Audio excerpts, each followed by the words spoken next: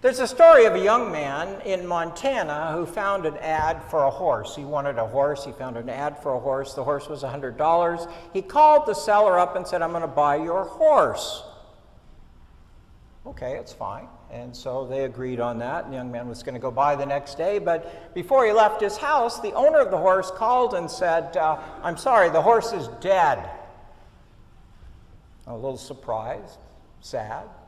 The young man said, "Okay, give me my $100 back." The horse owner said, "Sorry, can't do that. I spent it."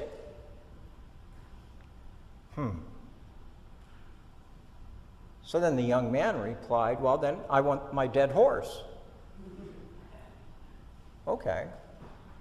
What are you going to do with the dead horse?" "Well, I'm going to raffle it off." "What do you mean you're going to raffle off a dead horse? Who's going to buy a dead horse?" "Well, I'm going to raffle off a dead horse. Just don't tell anybody the horse is dead." "Okay, so bring the horse." So the man brought the horse over, and about a month or so later, the original seller of the horse ran into that young man, and he said, "How'd it go? How'd your raffle go?" He said, "It went great. You know, I sold 500 tickets at $2 each. I made $998 for that horse." "Well, weren't people mad?" said the original owner. "Weren't they mad when they found out the horse was dead?" The young man says, "No, only one, the guy who bought it." "Well, what did you do?" "Well," he said, "I did the honest thing. I gave back his $2.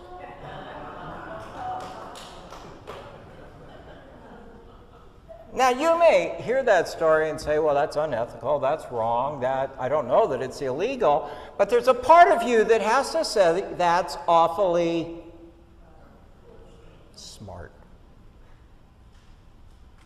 It's awfully smart. My mind just doesn't work that way. You know, I hear and read these things sometimes and I go, why didn't I think of that? Or how does somebody come up with that? It just, it doesn't compute for me. But the story, there's two things come out of that story that I want to build the sermon on. And the first one was, no matter what you think of the young man who sold the dead horse, he was ingenious. He was ingenious and creative and figured out something that worked out that hadn't originally. And the second thing is that Jesus tells us a very similar story in our scripture today.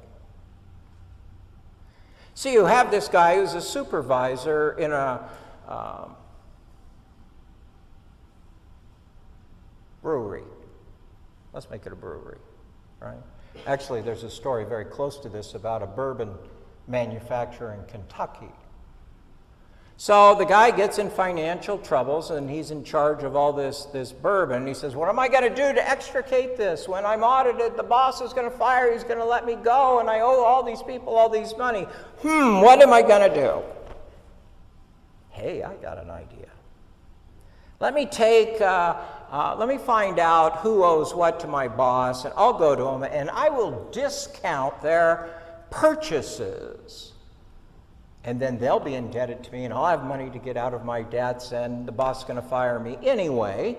And so he goes to the first one. He says, "Well, you have 100 cases of bourbon. Why? You write something down." The guy says, "Well, write down 80. Okay, 80. Deal's done." The next group, 100. He says, "How many?" 50. 50. It's a deal. And another group. And the guy says, "Well, I don't know. 50. That's good. It's all done. He's paid off." The boss comes home, and he's very upset. And he says, "Why did you do this?" "Well, I was in deep debt. I needed to get out of debt." And the boss steps back, and he thinks about it, and he says, "You're pretty smart, right? You're pretty smart. You knew you were going to have one problem anyway, but at least you alleviated the other problem, and now when you go to jail, there are going to be a lot of your friends there. Maybe they'll help you too."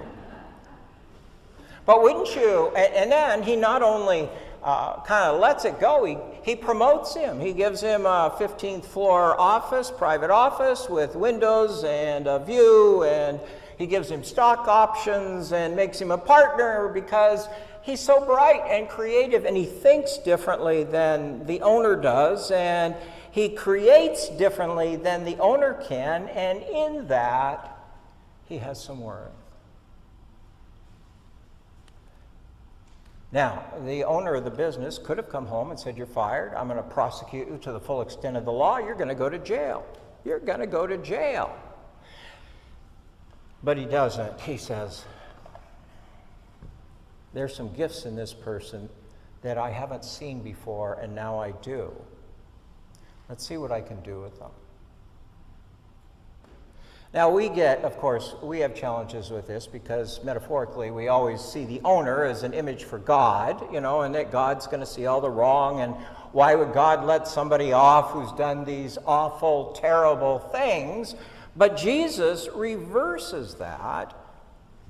Jesus reverses that and actually praises the individual who's done what most of us, what the world would say, what our laws say is a crime. It should be penalized. Okay, I get that. But then I read the passage, actually just the one phrase was enough, out of 1 Timothy, the 2nd chapter, where it says, "It is God's desire that all be saved." All. Now, of course, we hear the word all and we start to lop it off on this end and that end. Well, all certainly means all the people in my church, or all certainly means all the people who are baptized the way I am, or all certainly means people who have paid their penance and only committed white-collar crimes and not anything worse. But in my book, all means all. That's really hard, isn't it? Because you're worse than I am. Right? That's always what comes in there. Not a select few, not a chosen few, not a categorical few. All will be saved. Which indicates the lengths to which God will go to redeem us. That one of the scriptures says that the light of heaven shines even into the farthest reaches of hell. That's how far God's love goes to redeem us. You see, despite all the other stuff we've done, or how we've acted, or how we've used the gifts we were given from birth on, poorly or not, God says you have value. And if you're using your skills and gifts in the wrong direction, wait a minute, let me promote you and point you in a different direction. Let me use those skills and put them to work in a way that helps rather than detracts from life and from your life. Because if you go that way, it's going to be a downward spiral. But if we go this way and we provide the tools and the opportunities for you to use the best within you, everything's going to change. And it's not just going to change for you individually, it's going to change for the world. Do you remember Jacob in the Old Testament? What did Jacob do? Stole his brother's birthright, right? Daddy was a little old and couldn't see, and Jacob, with his mama's help, made sure that the blessing, instead of going to his older brother Isaac, went to him, and so he robbed his brother of his birthright, Jacob. And yet the story doesn't end with Jacob running off, having been a cheat and a scoundrel. The story ends with reconciliation with his brother and the redemption of Jacob. In fact, it goes so far that when the Hebrew people think of, or the Jewish people think of their heritage and their patriarchs and their ancestries and their God, they call and they say them to themselves, the God of Abraham, Isaac, and Jacob. Man, that's a long way up. Jacob is a scoundrel, but all of a sudden he's listed in the names of the other patriarchs forever. Abraham, Isaac, and Jacob. You see, there is hope. There is value in all of us. And it gets twisted, and it gets turned, and it gets influenced in all kinds of directions. We know that. We don't always admit that, but let's be honest, we know that. We're human. And yet somehow this text tells us that God is able to set those things aside without losing what was good in you. The good that's in you, the uniqueness, the skills, the creativity that only you possess. And if I accept that for myself, if I believe there's hope for me, the Apostle Paul says, remember, all have sinned and fallen short of the glory of God. And Paul even says, I am among the worst sinners. So I have to say to myself, if there's hope for me, then I have to believe there's hope for you. Even the yous I don't like. Right? That there's hope for all of us. That bad people or evil people are not always bad or evil, not from their birth. I don't believe people are born bad. But as they raise, nature, nurture, I get all this stuff. But that the seed, the divine seed that was planted in them is the same that's planted in us. And depending on the environment and the people around them, it grows in certain directions. If you are raised in a household that's abusive, chances are you're going to be abusive. If you're raised in a household where alcoholism caused bad kinds of behavior, it's going to continue. These things get passed on from generation to generation. If you are raised in the hood where the only way you get by is to sell drugs or to do whatever, that's what you're going to do. And if prison becomes a rite of passage, you just accept that. The only way it changes, the only way that changes is perhaps in other contexts or connections. Vivian talked about the tutoring things and other programs where maybe somebody sees that good in that child or that adult or whatever the situation may be and say, look, everybody else may say you're a loser and you're lost, but I'm telling you, you have skills and talents in you that need to be brought out. Does that make sense? I think that's what this owner did for this crook who he employed. He said, look, if you would use your smarts in another way, wow, the things we could do. 100 years or so ago, and this has faded distinctly in the United States, churches of our traditions, the mainline churches, we were at the forefront of these kinds of things. We placed chaplains in institutions for those who are incarcerated, or institutions for those who are dealing with medical issues, or all kinds of things. We had chaplains there to try to show not just compassion, but perhaps connect with people at their level and point them towards alternatives. But we don't do that so much anymore. It's just like everything else. Costs drive it back, and so, a dollar saved today is a dollar not spent tomorrow. But what we forget is those dollars spent may have changed a life which in the long run costs us a lot less. You ever look at how much it costs to imprison a person?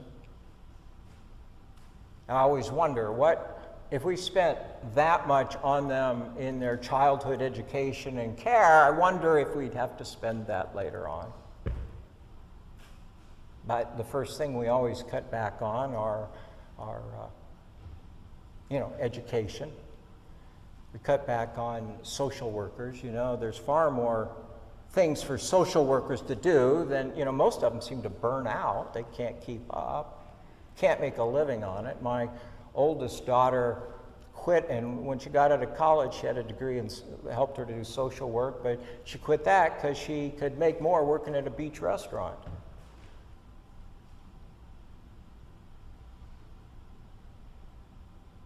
She's now a psychologist, and she has a very successful program. She is one of the very, very, very few psychologists on the Gulf Coast in Florida who deal with obsessive-compulsive disease. Eating disorders and things of that nature. Because it's curable. They are curable. You know, people learn how to live with these things and become productive, and all of a sudden their whole life changes, their family changes, they're able to hold down jobs, they feel better about themselves. But you know what? Most insurances won't cover that kind of help. And federal programs certainly do not. And so despite whether we can see the good in these people, we have difficulty providing the things around them that help them to get their legs under them again. True story about an individual named Marcus Hutchins. When he was 12, he was one of those bright kids that had a Commodore computer and then a Dell computer and figured out how to do coding. I'm not a real bright person, but let me try to explain coding the best I can. It's what makes our computers work. It makes our email go out, it connects us with this and that, it's how we're able to buy things online. Well, we all know that, and we all know hackers, right? You know what a hacker is. Someone who makes a living by busting into your email or busting into your Facebook and getting all those kinds of connections out there that can be very, very profitable. They can also cause a lot of damage. Well, the young man started doing it because he thought it would be kind of fun to mess with his friend's Facebook. And then he found that online there were groups and community, especially on the dark web, where a lot of people did this. They're all pretty bright, and it began to lead in other directions, of course, and older people were more than welcome, anxious to get this young man to work for them to develop software that helped them get into your email and so forth. Has anybody here had spyware that is ransomware? You know, it shuts your computer down and says, if you pay us $300, we'll unfreeze your computer. You ever had that? Those are what they call bots. And they create them, and the beautiful thing, if you're a criminal, is if I get into yours, then I immediately have access to all your friends and their friends. And their friends. Well, this kept getting deeper and deeper for Marcus until he was trying not to because he saw where it was going, but being a teenager, he was caught up, and he created a software called Cronus, and this software was just absolutely stunning and amazing, and there was nothing out there like it. And he got $3,000 for it and enabled these people to begin to crack people's finances.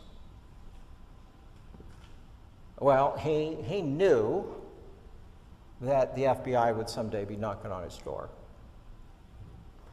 And so he tried to lay low, but as luck would have it, in the course of all these things, someone who worked on the other side, who tried to stop spyware, he tried to keep this hacking, they call them white hackers. Yeah, black, white, black, I don't know, it's not fair, but that's associated with the ones not doing good things, and the white hackers, of course, are always the good guys, right? But a white hacker and said, look, I want you to develop a software that not only helps to block these viruses that come into computers, but kill them at their source. Now imagine that, kill it at source. Worldwide, and what these guys do is they have their email, but then they ping it around the world through all other sorts of things that make it very difficult to figure out where it's coming from. So they can save your computer, but that doesn't save anybody else. This kid, over 6 months, developed a software that helped them identify the source or the perpetrator.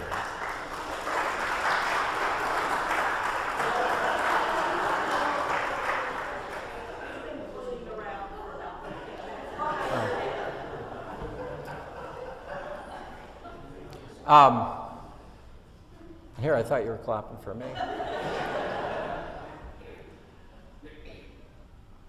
And when he did that, it was at the same time a virus came out called WannaCry that targeted medical care in this country. And so all of a sudden, hospitals were put under this. Their whole systems were locked down unless they paid a ransom. Doctors couldn't do their surgeries. Appointments were all messed up. You can only imagine what that was like. And it was this young man who had created all this stuff was able to find the source of that virus and put it to an end, saving countless lives. Well, nobody really knew that except his fellow hackers, and one day the FBI showed up at his front door, put the handcuffs on him, and took him to jail. Charged him with fraud and all the other things that go along with what he had done in his past, and he knew that. And he was convicted, but when he stood in front of the judge and the judge pronounced his sentence, the judge said, the number of lives you have saved far outweighs your past, and gave him a light probation and says, use your skills and set for good. Change your path, change your course. You can do it, and you have done it. I'll tell you another quick story about a young man named Keith Haemmelmann, who, people ask you, how'd you ever become a minister? Well, it's a long story. But I can remember back in my junior year in high school, I was not on a particularly good track, and an instructor who thought I had some talent invited me to be a part of a school production where I had to perform in front of a large crowd, and all of a sudden realized I could, and it changed my life. Changed my life. And then later on, in a conversation, at the time I was working for President Ford and had all these glamorous notions of what I would be and all the power I would have and all that kind of stuff. And another clergy, in a very casual conversation, said, have you ever thought about using your skills for the church?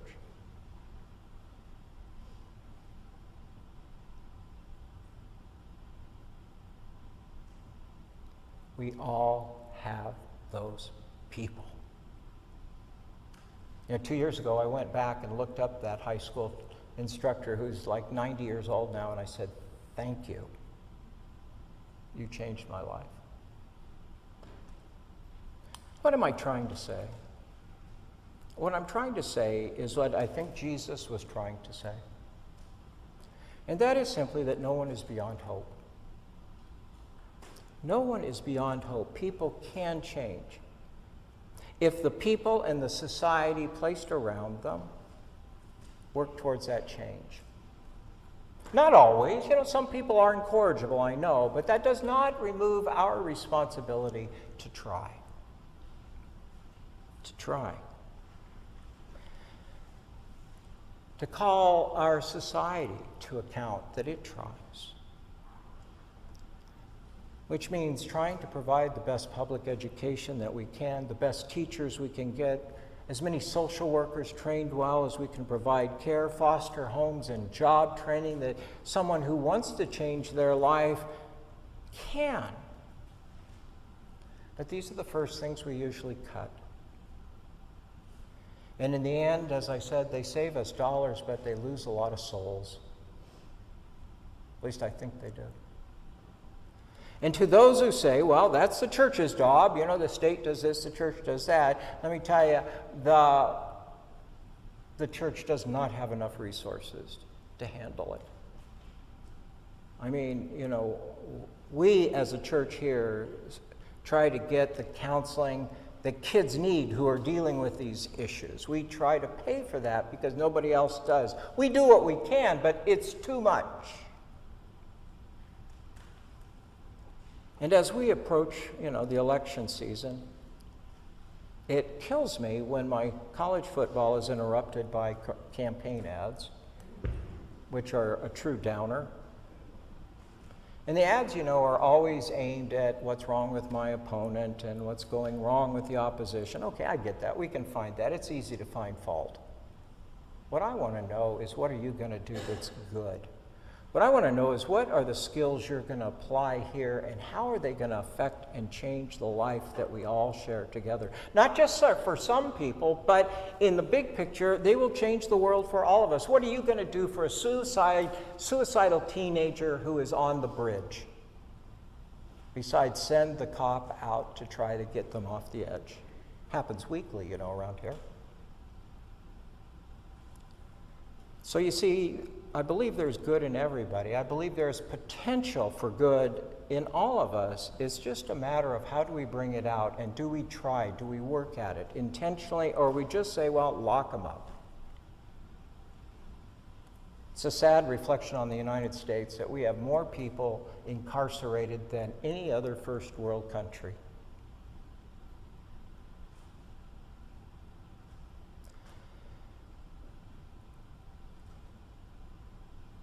So what do we do?